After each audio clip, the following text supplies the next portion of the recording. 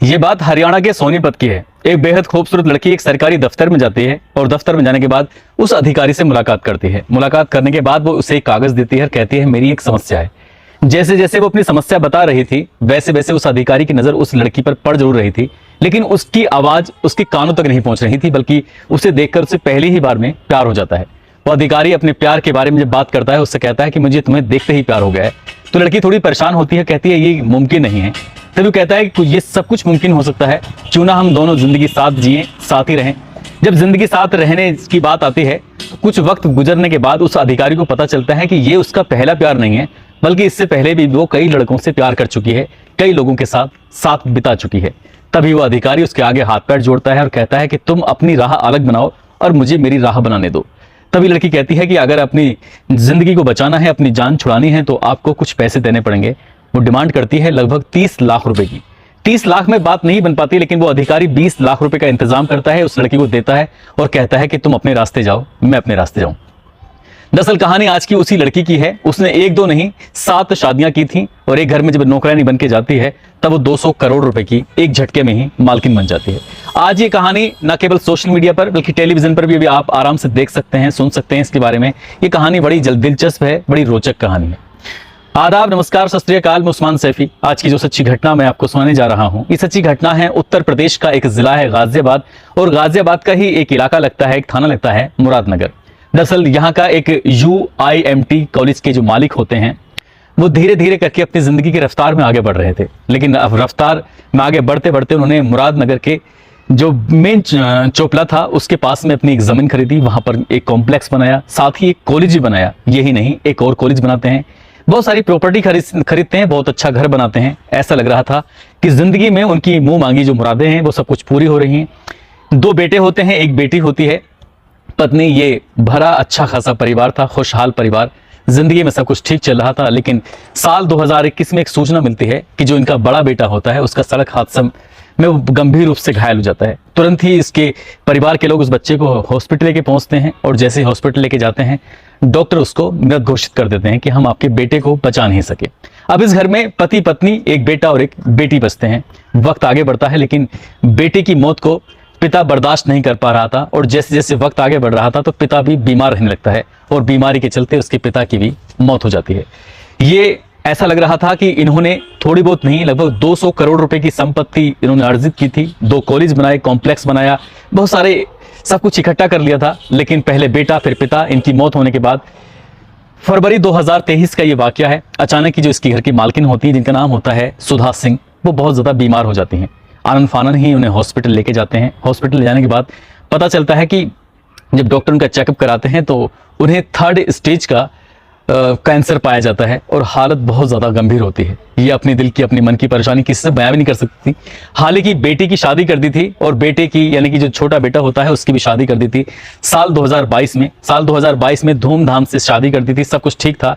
अमरोहा की वो लड़की थी और जब उस लड़के से जिसका नाम शिवम होता है उससे शादी होती है, सुहागरात की सेज पर उसे पता चलता है कि उसका पति केवल विकलांग ही नहीं है बल्कि दिमाग से भी कमजोर है। और जो सुहागरात पर वो अपने पति को जिस रूप में देखती है वो अपने पति को उसी रात छोड़कर हमेशा के लिए चली जाती है। कहती है मुझे इस घर में रहना ही नहीं है। अब पहला एक बेटा मर चुका है, पति मर चुका है, एक बेटा मंदबुद्धि है, बेटी की शादी हो चुकी है। इस महिला की टेंशन लगातार बढ़ रही थी और इस महिला से एक व्यक्ति का संपर्क होता है जिसका नाम सचिन होता है। सचिन कहता है कि मैडम अगर आपको कोई ऐतराज ना हो, आपको कोई परेशानी ना हो, तो मेरे पास में एक आइडिया है। मैं चाहता हूं कि आपके घर में एक नौकरानी रहे और नौकरानी आपकी सेवा करती रहेगी, सब कुछ ठीक रहेगा। बस ऐसे ही कुछ था। नौकरानी आती है जिसका नाम प्रीति होता है। प्रीति वाकई बेहद खूबसूरत लड़की होती है। वो इस घर की जो मालकिन होती है सुधा सिंह, उसका जो बेटा होता है शिवम, वो पूरा ख्याल रखती थी हर एक छोटी से छोटी बातों का, कब दवाई देनी है, कब क्या करना है, सब कुछ पूरा ख्याल रख रही थी। लेकिन अचानक से एक दिन, ये बात है अगस्त 2023 की, इस महिला की तबीयत ज्यादा खराब हो जाती है। इन्हें हॉस्पिटल में भर्ती कराया जाता है और हॉस्पिटल में भर्ती कराने के दौरान ही पता चलता है कि इनकी हालत शायद ये बचने लायक नहीं है। तभी वो नौकरानी कहती है कि आंटी जी अगर आपको ऐतराज ना हो, आपको कोई दिक्कत ना हो, तो जैसे मैंने आपकी सेवा की है, जैसे मैं आपके बेटे की सेवा कर रही हूँ, आपके बेटे शिवम की, जो मानसिक रूप से विकलांग है, जो शारीरिक रूप से विकलांग है, मुझे इस बात से कोई ऐतराज नहीं है। मैं आपके बेटे से शादी करना चाहती हूँ। जैसे ये बात सुधा सिंह ने सुनी, सुधा सिंह का चेहरा खिल जाता है। उन्हें ऐसा लग रहा था जैसे क्या उसके बेटे की मांगी हुई मुराद जो अपने बेटे के लिए मांगी थी वो पूरी हो रही है। और तभी क्योंकि माँ के पास बहुत कम टाइम बचा था और इसी बीच में फूल मालाओं का इंतजाम किया जाता है। वो लड़की उस लड़के के गले में माला डालती है, अपने गले में माला डालती है, और उसके बाद फिर इस महिला से जो मालकिन होती है UIMT ग्रुप की चेयरपर्सन जो होती हैं, उससे परमिशन लेती हैं, उससे आशीर्वाद लेती हैं, और वो आशीर्वाद देने के बाद वो खत्म हो जाती हैं, मर जाती हैं। अब वो महिला जिसका नाम प्रीति होता है, जो शिवम से शादी कर लेती है, घर आती है, घर आने के बाद रहना सहना शुरू कर देती है। कुछ वक्त बीतता है, कुछ वक्त बीतने के बाद वो घर में अपनी जो मौसी होती है उसको, नीलम को बुलाती हैं। नीलम जो कि हरिदास कॉलोनी दिल्ली की है, वो वहां के रहने वाली होती हैं, क्योंकि वो अकेलापन महसूस कर रही थी प्रीति। साथ ही वो अपनी एक वो रिश्तेदार होती है जो सचिन है, उसकी बहन होती है, प्रवेश को बुला लेती है। अब घर में ये महिला आराम से रह रही थी, शिवम भी साथ साथ रह रहा था, सब कुछ ठीक ठाक था। 7 अगस्त 2023 को जो आकांक्षा है, डॉक्टर आकांक्षा, इस सुधा सिंह की बेटी होती है जिसकी शादी हो चुकी थी, वो घर आती है। घर आकर देखती है, देखती क्या है कि इस घर में प्रीति सिंह, उसकी मौसी, उसके एक और रिश्तेदार, 3 महिलाएं घर के अंदर हैं, शिवम भी घर के अंदर है। तो वो कहती है कि मेरी माँ तो खत्म हो चुकी है, मर चुकी है, अब यहाँ कोई कुछ है नहीं, तुम्हें यहाँ से जाना चाहिए। जैसे जाने की बात आती है तभी वो कहती है कि प्रीति सिंह बताती है कि मैंने तो शादी कर ली है तुम्हारे भाई से, और तुम्हारे भाई की मैं सेवा करती हूँ, उसका पूरा ख्याल रखती हूँ, ऐसे कैसे तुम निकल सकती हो, मैं इस घर की मालकिन हूँ। जब बात मालकिन की आती है तो उस महिला के होश फाख्ता हो जाते हैं, यानी डॉक्टर आकांक्षा के जब होश फाख्ता हो जाते हैं, इससे पहले कि वो कुछ कर पाती, तुरंत ही 112 नंबर पर कॉल किया जाता है और पुलिस को मौके पर बुला लिया जाता है। पुलिस मौके पर आती है और प्रीति सिंह कहती है कि ये जो लड़की है, जो इस घर की बेटी है, वो बेटी न बन के मालकिन बनने की कोशिश कर रही है और मुझे ही इस घर से निकाल रही है। जैसे ही पुलिस ये बात सुनती है, पुलिस इस मामले को गंभीरता से लेती है और डॉक्टर आकांक्षा को फटकार लगाकर वहां से निकाल देती है। लेकिन डॉक्टर आकांक्षा अब शांत होने वाली नहीं थी, वो सीधा पुलिस कमिश्नर के पास जाती है और कुछ कागज दिखाती है। जैसे ही ये पुलिस कमिश्नर इस कागजों को देखते हैं तो वो भी एकदम सख्ते में जाते हैं। दरअसल 200 करोड़ रुपए की लगभग संपत्ति होती है, 2 कॉलेज होते हैं, कॉम्प्लेक्स होता है, प्लॉट होते हैं, घर होता है। और जैसे वो कागज दिखाए जाते हैं तो पता चलता है कि सुधा सिंह मरने से पहले अपनी बेटी के नाम सारी वसीयत कर गई थी और वो अपने बेटे को, जो मानसिक रूप से विकलांग था, उसको कुछ देके ही नहीं गई थी। और इसके बाद जैसे पुलिस कमिश्नर ने ये बात सुनी, पुलिस कमिश्नर ने मुरादनगर थाने के जो SHO होते हैं, जिनका नाम मुकेश सोलंकी होता है, इस मामले की जांच उनको देते हैं। कहते हैं कि इस मामले की निष्पक्ष रूप से जांच करिए और जो भी दोषी हो उसके खिलाफ कार्रवाई होनी चाहिए। अब जैसे जैसे जांच आगे बढ़ रही थी, वैसे वैसे एक नाम सामने आता है और नाम होता है सचिन का, जो कि मुरादनगर थाना क्षेत्र के एक गांव का रहने वाला था। गांव का नाम था नूरपुर। उस लड़के को जलालाबाद से गिरफ्तार कर लिया जाता है और गिरफ्तार करने के बाद उससे पूछताछ की जाती है कि क्या मामला है। तब वो शुरू से एक कहानी सुनाता है। वो कहता है कि प्रीति कोई और नहीं बल्कि उसकी भांजी होती है, जो परिवार के रिश्ते में लगती है, जो कि हरियाणा के सोनीपत की रहने वाली थी और इससे पहले भी वो कम से कम 6 शादियां कर चुकी थी।